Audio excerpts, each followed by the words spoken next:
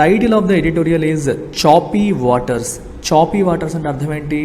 ఎక్కువ జర్కీగా అంటే స్టేబుల్గా లేకుండా. సముద్రంలో ఉన్న వాటరు నదిలో ఉన్న వాటర్కి డిఫరెన్స్ ఉంది. నదిలో ఉండేవి కంటే సముద్రంలో వేవ్స్ ఎక్కువ ఉంటాయి, జర్కీగా ఉంటుంది రైడ్ అనేది. సో చాపీ వాటర్స్ అనేది దేన్ని ఇండికేట్ చేస్తుందంటే జర్కీ రైడ్ అంటే స్టేబుల్గా పీస్ఫుల్గా వెళ్తున్నట్టు కాదు, అంత పరిస్థితులు అంత బాగా లేవు, గతుకుల రోడ్ లాగా అనమాట. స్మూత్ రోడ్ కాదు, స్మూత్ డ్రైవ్ కాదు అని అర్థం. అది that's the meaning of choppy waters. The economy's post COVID recovery is far from complete. Spurring consumption is key.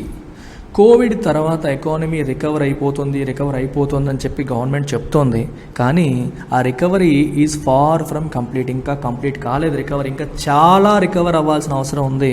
So కన్జంప్షన్ని spur చేయడం అంటే ఎంకరేజ్ చేయడం, టు మేక్ ఇట్ గ్రో.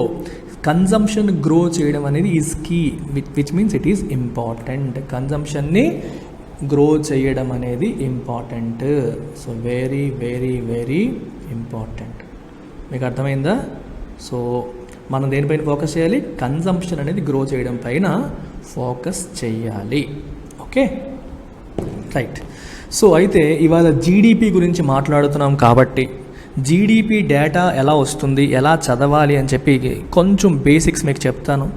ఎప్పటి నుంచో ఎడిటోరియల్ ఫాలో అవుతున్న వాళ్ళకి తెలిసే ఉంటుంది, తెలియని వాళ్ళ కోసం మరొకసారి కవర్ చేయడం అనేది జరుగుతుంది. చూడండి, సో మీకు ఎప్పుడైనా సరే డేటా ఇచ్చినప్పుడు రెండు రకాలుగా ఇస్తారు. ఒకటి జీడిపి, ఇంకొకటి జీవీఏ. ఇలా డేటా ఇవ్వడం జరుగుతుంది గవర్నమెంట్. జీడిపి అంటే gross domestic product, GVA gross value added. అయితే గ్రాస్ డొమెస్టిక్ ప్రొడక్ట్ అంటే అర్థం ఏంటి, గ్రాస్ వాల్యూ యాడెడ్ అంటే అర్థం ఏంటి, రెండింటికి డిఫరెన్స్ ఏంటి అని చెప్పి మీకు డౌట్ వస్తూ ఉంటుంది. మీరు ఒక్కసారి ఇమాజిన్ చేసుకోండి. Just don't look at the board, close your ice. నేను ఓన్లీ వాయిస్తోనే మీకు అర్థమయ్యేలా చెప్తాను, తర్వాత బోర్డు పైన రాస్తాను. కళ్ళు మూసేయండి అందరూ, చూస్తున్న వాళ్ళందరూ కూడా close your eyes. Yes, close చేస్తారు కదా. సో మీ ఇమాజినేషన్లో ఇండియా మ్యాప్ ఊహించుకోండి. ఎస్, ఇండియా మ్యాప్ ఊహించుకున్నారు కదా. ఇప్పుడు ఇండియాలో ఒక ఆర్థిక సంవత్సరంలో అంటే ఏప్రిల్ 1 నుంచి మార్చ్ 31 లోపు, ఓకే, రకరకాల ట్రాన్సాక్షన్స్ జరుగుతూ ఉంటాయి. ప్రొడక్షన్ యాక్టివిటీస్ జరుగుతూ ఉంటాయి, సర్వీసెస్ జరుగుతూ ఉంటాయి. ఏవేవో కార్లు ప్రొడ్యూస్ అవుతూ ఉంటాయి, కార్లు కొంటూ ఉంటారు. సాఫ్ట్వేర్ కంపెనీస్ సాఫ్ట్వేర్ ప్రొడ్యూస్ చేస్తూ ఉంటాయి, సాఫ్ట్వేర్ కొంటూ ఉంటారు. Government services, hospital services, education services, agriculture. There are so many economic activities that happen every year. Don't open your eyes, మైండ్లోనే పెట్టుకోండి, అంత వినండి అంతే. ఓకే, అన్ని రకాలు జరుగుతూ ఉంటాయి. అయితే ఇప్పుడు ఒక చిన్న ఎగ్జాంపుల్ తీసుకుందాం. కార్ అనే ఎగ్జాంపుల్ తీసుకుందాం. కారు మారుతి సుజుకి అనే కంపెనీ ప్రొడ్యూస్ చేసింది. అదే కారు పలానా సురేష్ సార్ కొన్నారు. సో ఇక్కడ మీకు రెండు విషయాలు చెప్పాను. ఒకళ్ళు ప్రొడ్యూస్ చేశారు, ఇంకొకళ్ళు కొన్నారు. ప్రొడ్యూస్ చేసేదంతా దేనికోసం? ఆబ్వియస్గా ఎవరో కొంటారనే కదా. ఎస్, మరి ఒక దేశంలో ఎకనామిక్ యాక్టివిటీస్ని మనం మెజర్ చేసేటప్పుడు ఎలా మెజర్ చేయొచ్చు? దేశంలో ఇప్పుడు కారు మారుతి సుజుకి ఎలా ప్రొడ్యూస్ చేసిందో, అలాగే దేశంలో ఉన్న రకరకాల వస్తువులు, రకరకాల సేవలు, వీటన్నింటినీ ఎవరు ప్రొడ్యూస్ చేస్తున్నారో వాటన్నింటి డేటా తీసుకొని కలిపేసామనుకోండి, that data is called GVA లేదా గ్రాస్ వాల్యూ యాడెడ్. మీకు అర్థమైందా? దేశంలో ఎన్ని కార్లు ప్రొడ్యూస్ అయ్యాయి, ఎన్ని సైకిల్ ప్రొడ్యూస్ అయ్యాయి, ఎన్ని సర్వీసెస్ ప్రొడ్యూస్ అయ్యాయి. So you are looking at it from supplier side. ఇప్పుడు కళ్ళు ఓపెన్ చేయండి. మనం ఇప్పుడు ఎలా చూసాం? మనం సప్లై సైడ్ నుండి చూసాం. మనం ఎక్కడి నుండి చూసామమ్మా? సప్లై సైడ్ నుంచి. సో లేదా ప్రొడక్షన్ సైడ్ నుంచి. When you look at the economy from supply side or production side and add up all these products and services together, all the products and services produced, వాటన్నిటిని కలిపామనుకోండి, దాన్ని మనం GVA లేదా gross value added అని చెప్పి అంటాం. అర్థమైందా? This is called GVA or gross value added. ఇప్పుడు మళ్ళీ కళ్ళు మూసేయండి ఒకసారి. Yes, close your eyes. ఇప్పుడు ఇలా ప్రొడ్యూస్ అవుతున్న ప్రతి కారు, ప్రతి సైకిలు, ప్రతి సర్వీస్ కూడా ఎవరో ఒకరు కన్జ్యూమ్ చేస్తున్నారు కదా. ఎస్, నేను ఇంత కారు కొన్నానని చెప్పాను, మా నాన్నగారు బైక్ కొనవచ్చు, ఇంకొకళ్ళు సెలూన్కి వెళ్ళి హెయిర్ కటింగ్ చేసుకోవచ్చు, ఇంకొకళ్ళు అగ్రికల్చర్ రైతు ప్రొడ్యూస్ చేసే ఆ బియ్యాన్ని రైస్ని మార్కెట్కి వెళ్ళి కొంటూ ఉంటారు. So now look at the consumption side, don't look at the supply side. ఎవరు సప్లై చేస్తారని చూడకండి, కన్జంప్షన్ సైడ్ చూడండి. ఎవరెవరు ఏమేమి కొంటున్నారు, ఎవరెవరు ఏమేమి తింటున్నారు. So look at the consumption side, not from the supply side. Now open your eyes. Now we're talking about demand, we're talking about consumption. అంతేనా? డిమాండ్ అంటే ఒక వస్తువులకి సేవలకి డిమాండ్ సైడ్ చూస్తున్నాం. ఎవరెవరు వస్తువులను కోరుకుంటున్నారు, ఎవరెవరు సేవలు కోరుకుంటున్నారు. సో ఇలా ప్రతి ఒక్క ఇండస్ట్రీలో, మన ఎకానమీలో ఉన్న అందరూ కూడా ఎవరెవరు ఎంతెంత ఖర్చు పెడుతున్నారు, ఎవరెవరు ఎంతెంత ఖర్చు పెడుతున్నారు. You can also say expenditure side. ఎవరెవరు ఎంతెంత ఖర్చు పెడుతున్నారని చూస్తే ఆ ఈ ఖర్చులన్నీ కలిపేసాం అనుకోండి, again you are getting total economic activity in the country కదా. ఓకే, ఒక 20 లక్షల మంది కార్లు కొన్నారు, ఒక 5 కోట్ల మంది సైకిల్ కొన్నారు. ఇలాంటివన్నీ కలిపేయండి. Consumption side, don't look at the production side. ఇలా కన్జంప్షన్ సైడ్ చూడగా చూడగా చూడగా వచ్చేదాన్ని మనం ఏమంటాం? జీడిపి అంటాం. అల్టిమేట్గా రెండు ఒకటే. దేశంలో ప్రొడ్యూస్ అవుతున్న గుడ్స్ అండ్ సర్వీసెస్ని ప్రొడక్షన్ చేసే వాళ్ళ పాయింట్ ఆఫ్ వ్యూలో చూస్తే జీబీఏ అంటాం, కన్జంప్షన్ చేసే వాళ్ళ పాయింట్ ఆఫ్ వ్యూలో చూస్తే జీడిపి అంటాం. అందుకే జీవీఏ క్యాలిక్యులేట్ చేసినప్పుడు ఏం చేస్తారు? డిఫరెంట్ సెగ్మెంట్స్ నుండి చూస్తారు. అగ్రికల్చర్ నుంచి ఎంత వచ్చింది, మ్యానుఫ్యాక్చరింగ్ నుంచి ఎంత వచ్చింది, పబ్లిక్ అడ్మినిస్ట్రేషన్ అంటే గవర్నమెంట్ సర్వీసెస్ నుంచి ఎంత సర్వీసెస్ ప్రొడ్యూస్ అయ్యాయి, మైనింగ్ నుంచి ఎంత ప్రొడ్యూస్ అయింది, ఇలా డిఫరెంట్ సెక్టర్స్ నుండి చూస్తారు. ఈ సెక్టరల్ జీవీఏ, ప్రతి సెక్టార్ యొక్క జీవీఏని కలుపుతారనమాట. ఈ సెక్టరల్ జీవీఏలన్నీ కలిపితే ఫైనల్గా aggregate GVA of the economy వస్తుంది. ఇది సెక్టర్ వైజ్ వెళ్ళడం జరుగుతుంది. ఎందుకంటే మనం సప్లై సైడ్, ప్రొడక్షన్ సైడ్ చూస్తున్నాంగా. సో సెక్టర్ వైజ్ వెళ్ళాలి.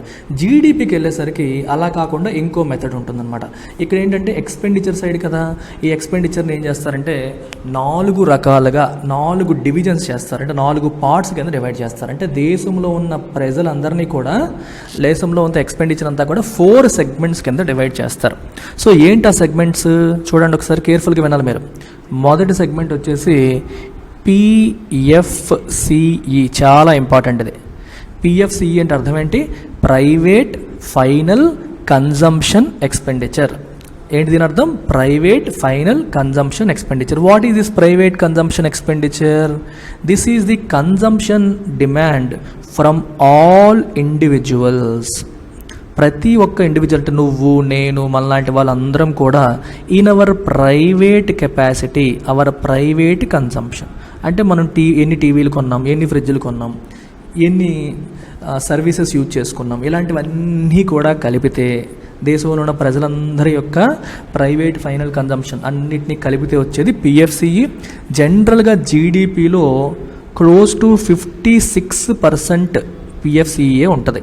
అంటే మెజారిటీ కాంపోనెంట్ ఏంటమ్మా జీడిపిలో? పిఎఫ్సిఏ. ఆల్ పీపుల్ ఆఫ్ ఇండియా ఎంతెంత ఖర్చు పెడుతున్నారని మనం కలుపుతున్నాం అనమాట in there private capacity.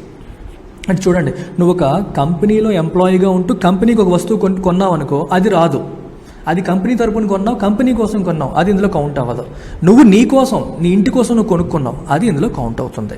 So ఇట్లాంటివి అనమాట. ఇలాంటివన్నిటిని మనం ప్రైవేట్ ఫైనల్ కన్జంప్షన్ ఎక్స్పెండిచర్ అంటాం. ఇది జనరల్గా జీడిపిలో 56% ఉంటుంది. సో జీడిపి గ్రో అవ్వాలి అంటే మేజర్ రోల్ ప్లే చేసేది ఏంటి? పిఎఫ్సిఈ. సో ఎప్పుడైనా సరే దేశం యొక్క ఎకానమీ ముందుకెళ్ళాలంటే కన్జంప్షన్ ఎక్స్పెండిచర్ పెరగాలి. అంటే people should spend more. So ప్రజలు ఎక్కువగా ఖర్చు పెట్టేలాగా గవర్నమెంట్ పాలసీలు ఉండాలి. ప్రజలు ఖర్చు పెట్టేలాగా ఉండాలి అంటే అర్థం ఏంటి? ధరలన్నీ అదుపులో ఉండాలి. టూ మచ్ ప్రైసులు ఉంటే ప్రజలు ఖర్చు పెట్టరు.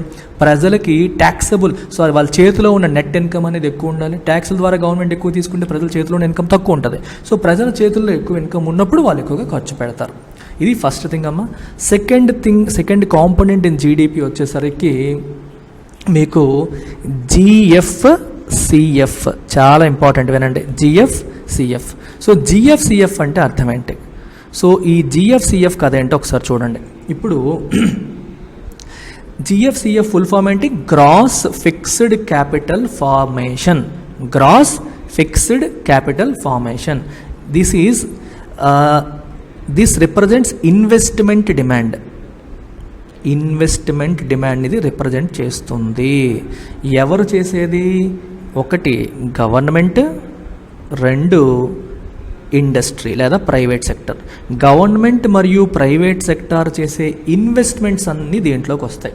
ఫర్ ఎగ్జాంపుల్ ఇందాక మీకు ఏం చెప్పాను, మీరు ఒక కంపెనీ కొత్త ఆఫీస్ స్టార్ట్ చేసింది అనుకోండి, అది జిఎఫ్సిఎఫ్లోకి వస్తుంది. గవర్నమెంట్ ఒక కంప్యూటర్ కొందనుకోండి వాళ్ళ ఆఫీస్లో, గవర్నమెంట్ ఒక కంప్యూటర్ కొనింది అనుకోండి, అది జిఎఫ్సిఎఫ్ కిందకి వస్తుంది. So all these investments that government and corporates put in to their companies and their business is called investment demand లేదా జిఎఫ్సిఎఫ్ లేదా gross fixed capital formation. Gross fixed capital formation జనరల్గా ఇది జీడిపిలో next biggest component అనమాట. అంటే 56% అది కదా, ఇది అరౌండ్ 32% ఉంటుంది.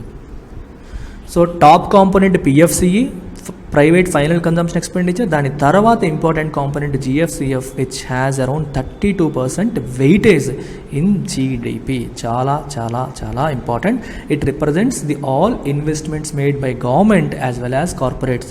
న్యూ ఆఫీస్ కావచ్చు, న్యూ ల్యాండ్ కావచ్చు, న్యూ ఎక్విప్మెంట్ కావచ్చు, న్యూ మెషినరీ కావచ్చు, గవర్నమెంట్ కొత్తగా రోడ్లు వేయడం కావచ్చు, ప్రాజెక్టులు చేయడం కావచ్చు, అన్నీ కూడా దీంట్లోకి వచ్చేస్తాయి.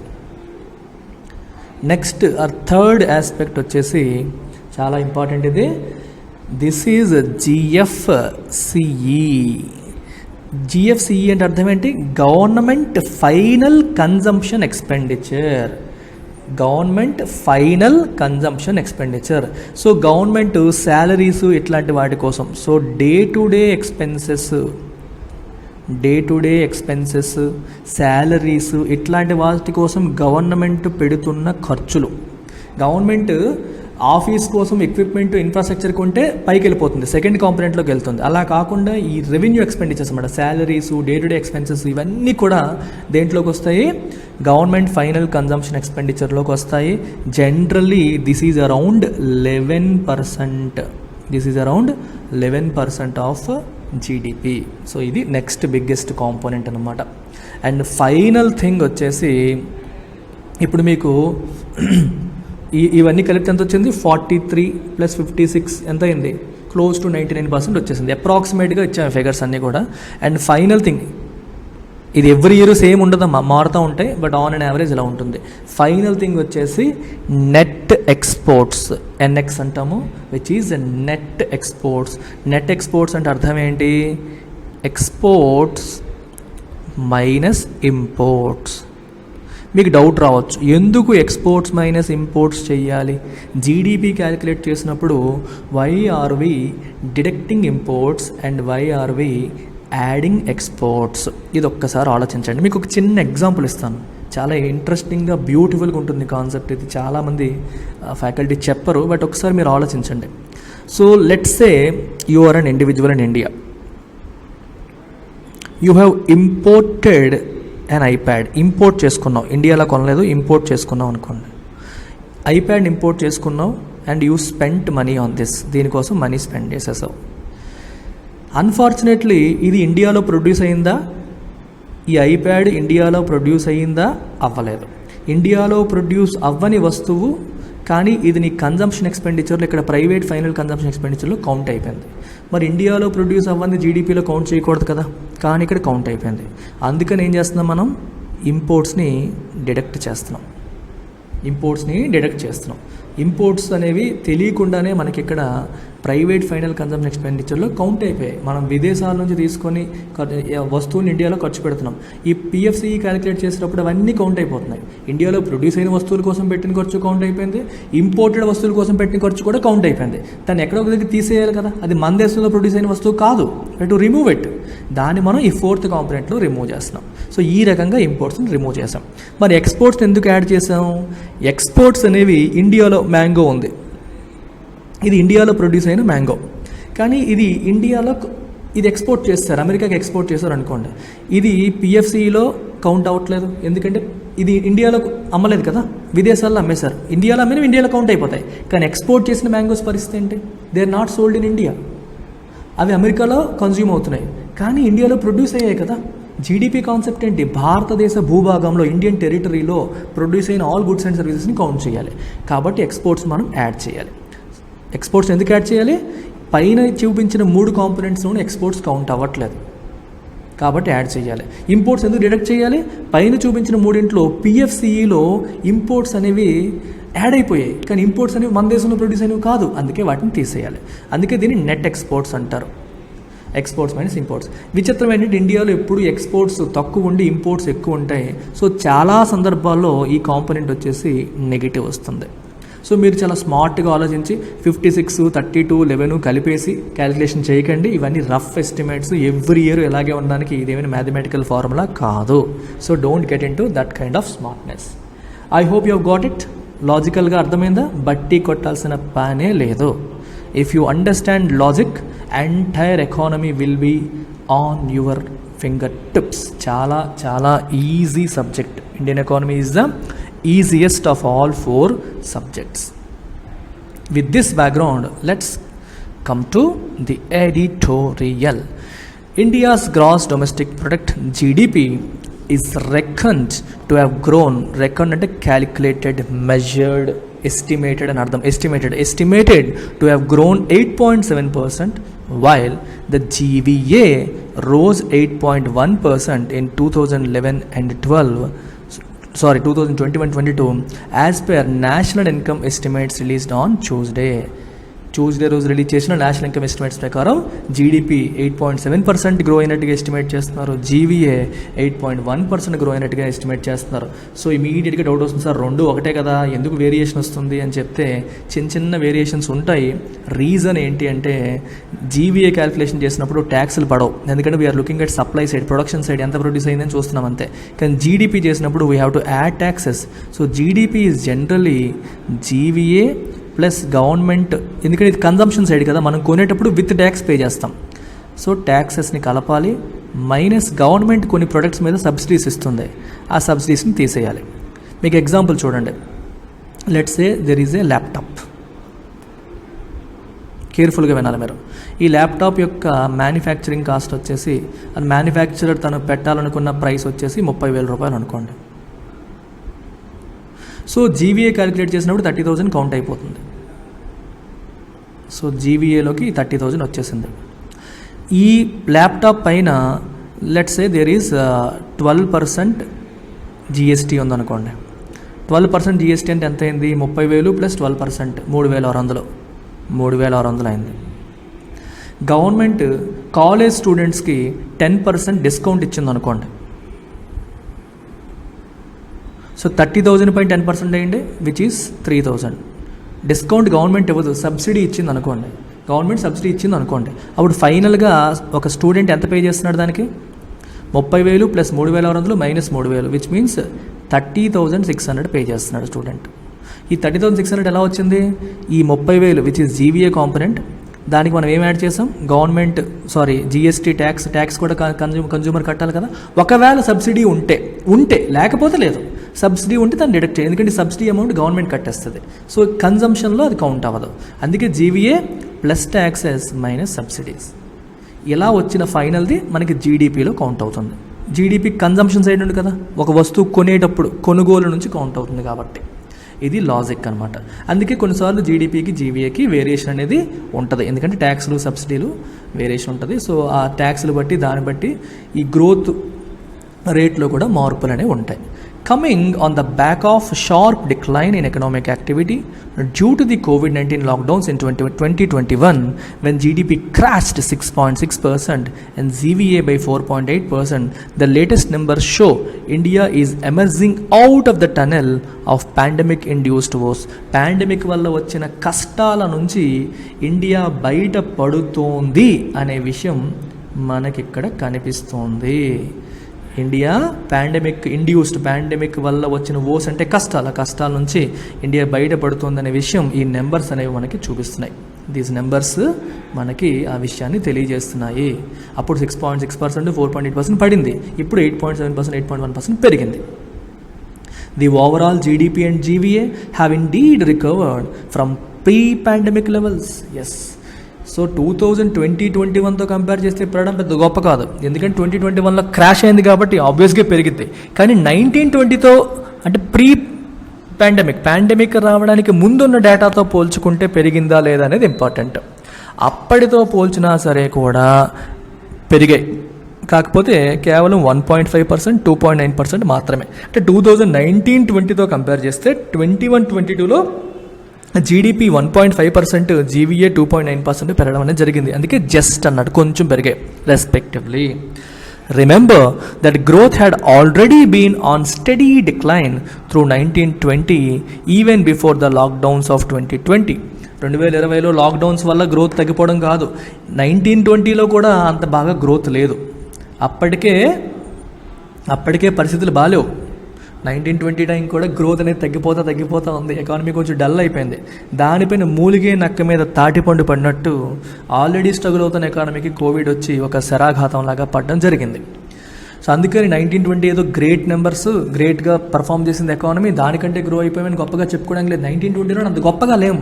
సో దాంతో పోలిస్తే జస్ట్ 1.5%, 2.9% మాత్రమే గ్రో అయింది ఎకానమీ అని చెప్తున్నారు. With GDP growing just 3.7%. ఎందుకంటే 1920లో జీడిపి కేవలం 3.7% గ్రోత్, చాలా తక్కువ గ్రోత్ నమోదు చేయడం అనేది జరిగింది. So very very important point. The governments assertion that the data establish a full economic recovery is not entirely to. Government ఏం చెప్తోంది? అసర్షన్ అంటే గట్టిగా చెప్పడం. డేటా ఏం చెప్తుంది? ఫుల్ ఎకనామిక్ రికవరీ అయిపోయిందని చెప్పి గవర్నమెంట్ నొక్కి చెప్తోంది. ఆ గవర్నమెంట్ చెప్తున్న మాట నాట్ ఎంటైర్లీ టు, కంప్లీట్గా నిజం కాదు. ఎందుకని? ఫర్ వన్, ఒక రీజన్ ఏంటంటే it is not a we shaped recovery with GVA from job creating sectors, trade and hotels still 11.3% below 1920s లో లెవెల్స్. హోటల్స్ మరియు ట్రేడ్ ఎక్కువగా జాబ్స్ క్రియేట్ చేసే హాస్పిటాలిటీ సెక్టర్స్, వీటిల్లో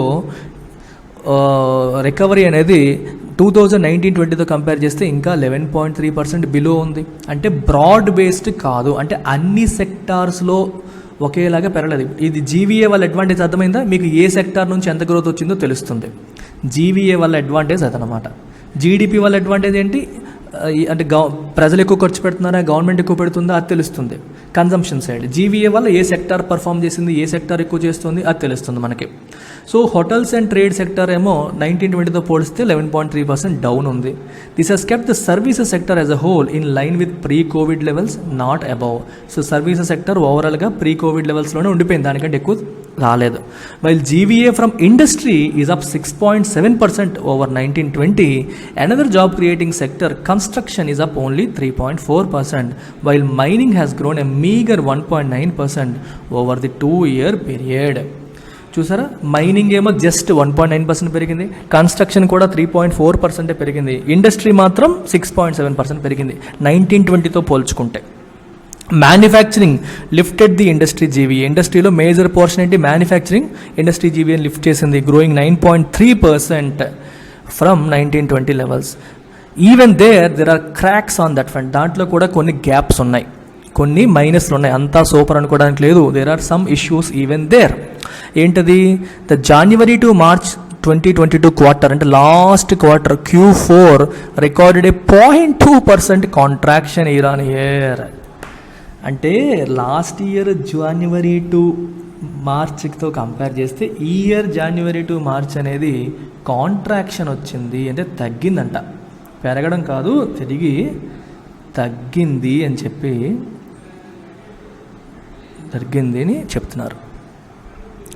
overall GDP growth slipped to A 4-quarter low of 4.1% in Q4, down from 5.4% in Q3, evoking flashbacks of 1920 slowdown and raising concerns about the trajectory going forward. దీని అర్థం ఏంటి? ఓవరాల్గా GDP growth తగ్గిపోయింది, Q4లో 4.1% ఉంది, down from 5.4% in Q3లో 5.4% ఉన్నది Q4లో 4.1%కి పడిపోయింది. So evoke అంటే మళ్ళీ గుర్తు చేస్తున్నట్టు, ఫ్లాష్ బ్యాక్స్ ఆఫ్ 2019-20లో కూడా మనం స్లో డౌన్ ఎక్స్పీరియన్స్ చేసాం, వాటిని మళ్ళీ గుర్తు చేసినట్టుగా, అవి మళ్ళీ గుర్తు చేసేటట్టుగా జరుగుతుంది. And rising concerns about the trajectory going forward. ఈ గోయింగ్ ఫార్వర్డ్ ఏం ఉండాలి, ఎలా చేయాలి, ఎలా ఉండబోతుందనే విషయంలో కూడా కొన్ని కన్సర్న్స్ని రైజ్ చేసే పరిస్థితి తీసుకొచ్చింది అని చెప్పి రాస్తున్నారు. With reluctant demand, supply chain and input cost woes hurting manufacturing, agriculture and public administration services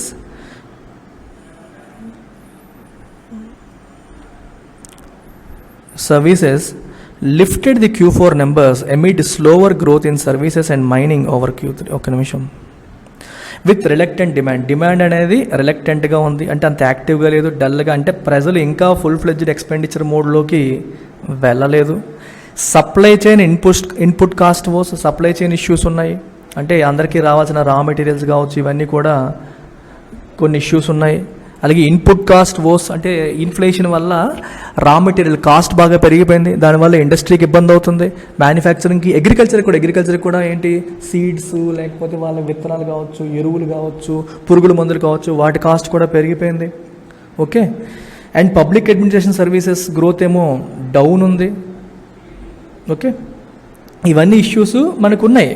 but అల్టిమేట్గా they lifted the Q4 numbers amid slower growth in services and mining over Q3 and a mild 2% uptick in construction.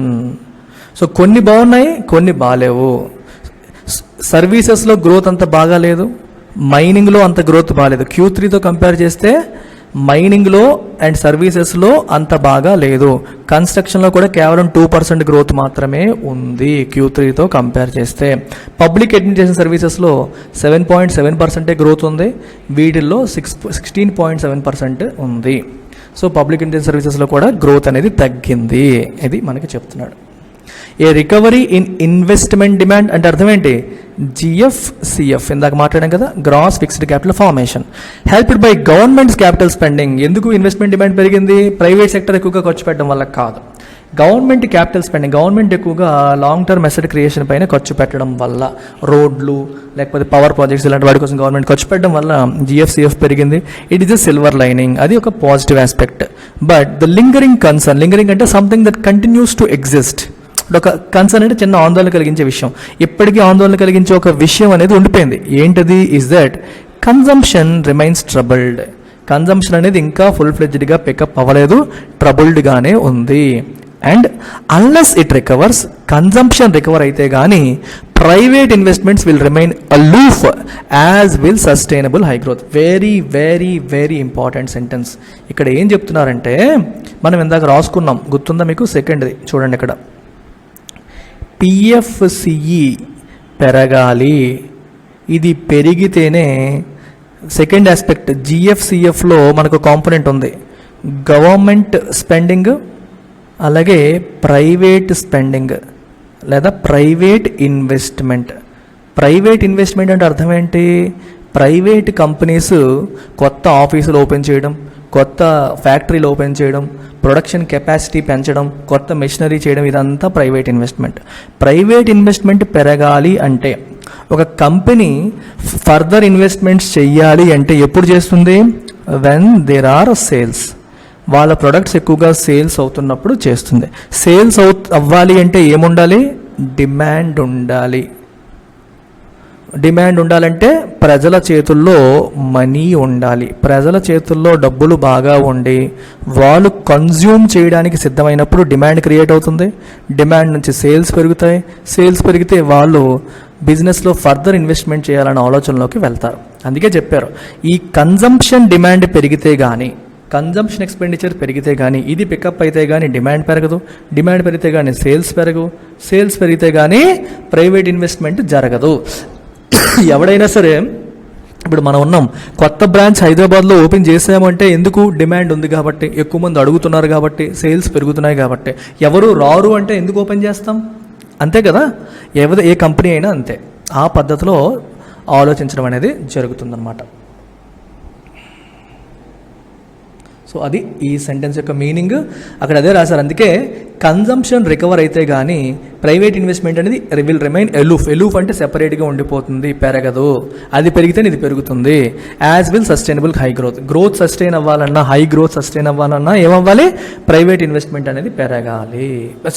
Private investment పెరగాలన్నా, growth sustain అవ్వాలన్నా consumption expenditure పెరగాలి. ఎందుకని, consumption మీరు ఒకసారి చూస్తే ఏం చెప్పాను ఇక్కడ మీకు, 56% మెజారిటీ పోర్షన్ వచ్చేసి జీడిపిలో అదే ఉంటుంది కాబట్టి. Private final consumption expenditure grew by 7.9% in 2021, but it was just 1.2 lakh crore or 1.4% over 1920. 1920తో పోలిస్తే కేవలం 1.4% కన్జంప్షన్ ఎక్స్పెండిచర్ పెరిగింది. Worse, as inflation flared up, households' consumption growth has steadily dropped through 21-22, growing a mere 1.8% in Q4. Inflation బాగా పెరిగిపోవడం వల్ల ప్రజలు వాళ్ళ expenditures తగ్గించుకుంటూ వచ్చేసారు. Q4లో చాలా తక్కువ గ్రోత్ వచ్చింది. ఇయర్ అంతా తగ్గిపోతే గ్రోత్ బాగా తగ్గిపోయింది. ప్రైస్ రైజ్, ధరలు పెరిగిపోవడం combined with higher interest rates ఎక్కువగా ఉండడం could squeeze middle class disposable incomes and dampen consumption further. Interest rates పెరిగిపోతే మీకు లోన్ ఈఎంఐస్ పెరిగిపోతాయి. ఏ లోన్ తీసుకోవాలన్నా ఈఎంఐలు పెరిగిపోతే, ఈఎంఐ కాస్ట్ పెరిగిపోతే చేతిలో ఉన్న disposable income amount that is ready for disposal, అంటే దేనికోసమైనా ఖర్చు పెట్టుకోవచ్చు అనే అమౌంట్ ఏమైపోతుంది, తగ్గిపోతుంది. ఇంట్రెస్ట్ రేట్స్ పెరిగిపోవడం వల్ల ఏమవుతుంది, మనకి డిస్పోజబుల్ ఇన్కమ్ స్క్వీజ్ అయిపోతుంది. ధరలు ఆల్రెడీ పెరిగిపోయి దీనివల్ల ఏమవుతుంది, కన్జంప్షన్ అది ఇంకా డ్యాంపెన్ చేసే పరిస్థితి వస్తుంది. డ్యాంపెన్ అంటే నీరు గార్చేసే పరిస్థితి వస్తుంది. Yes, India is the fastest growing major economy and likely to remain so in 2022-23. Worldwide చూసుకుంటే ఫాస్టెస్ట్ గ్రోయింగ్ ఉన్నాము. 22-23లో కూడా మ్యాక్సిమం మనమే గ్రో అవ్వబోతున్నామని చెప్పి తెలుస్తుంది. But the rising tide in the present past year has not been enough. Last year అయితే ఎంత పెరిగిందో ఈ టైడ్ అనేది మనల్ని కంప్లీట్గా పాండమిక్లో detritus of the pandemic debris. ఇప్పుడు డెబ్రిస్ అంటే అర్థం ఏంటి, ఒక బిల్డింగ్ కూలిపోయింది అనుకోండి, కూలిపోతే ఉన్న శిథిలాన్ని డెబ్రిస్ అంటాం. అంటే పాండమిక్ ఒక వినాశనాన్ని తీసుకొచ్చింది, సర్వనాశనం చేసింది. ఆ సర్వనాశనంలో ఉన్న మిగిలిన శకలాలు శిథిలాలు అంటే ఇమాజిన్ చేసుకోవాలి మీరు, ఫిజికల్గా ఉండదు, ఎకానమీని నాశనం చేసింది. ఆ నాశనం నుంచి ఈ బోట్స్ అన్నీ స్ట్రాండ్ అయిపోయి, అంటే ఎకానమీ కదలకుండా ఉండిపోయింది. అలాగా స్ట్రాండ్ అంటే కదలకుండా ఉండిపోవడం. వాటి నుంచి మనల్ని బయటపడేయడం, అంటే ఆ కష్టాల నుంచి మనల్ని బయటపడేయడానికి ఈ రైజింగ్ టైడ్ అనేది సరిపోలేదు. అంటే ఒక సముద్రంలో నువ్వు ఒక దగ్గర లాక్ అయిపోయావు, స్ట్రాండ్ అయిపోయావు, కదలలేని పరిస్థితి వచ్చింది, ఒక పెద్ద టైడ్ వచ్చి నిన్ను అక్కడ నుంచి కదిలించేసింది అని అర్థం. అంటే లాస్ట్ ఇయర్ వచ్చిన గ్రోత్ ఆ కష్టాల నుంచి పూర్తిగా మనల్ని బయటపడేయలేదు అని దీని అర్థం అనమాట. And the slow down that preceded, అంటే 2019-20లో కూడా మనకి ఎకానమీ కొంచెం స్లో అయింది. ఆ పరిస్థితిని ఈ పరిస్థితిని ఇంకా మనం పూర్తిగా బయటపడలేదు, ఇంకా కొన్ని కష్టాలు మిగిలి ఉన్నాయని అర్థం. ద వాటర్స్ ఆర్ చాపీ, స్టార్టింగ్లోనే చెప్పాను, రైడ్ అనేది బంపీగా ఉంది, చాపీగా ఉంది, జెర్కీగా ఉంది, with war and recession worries in the developed వరల్డ్లో వార్, యుక్రెయిన్ రష్యా వార్ అవుతుంది ఒక పక్క, ఇంకో పక్క రిసెషన్ వరీస్ కూడా ఉన్నాయి. ఓకే, ఇలాంటివన్నీ ఉన్నాయి కాబట్టి ఆర్థిక మందగమనం కూడా చాలా దేశాల్లో వస్తుంది. సో వీటన్నిటిని దాటుకొని మనం వెళ్ళాలి. It is not an easy ride going forward అని చెప్పి ఈ ఎడిటోరియల్ చెప్తోంది. I hope you have got it. Take care. Bye bye.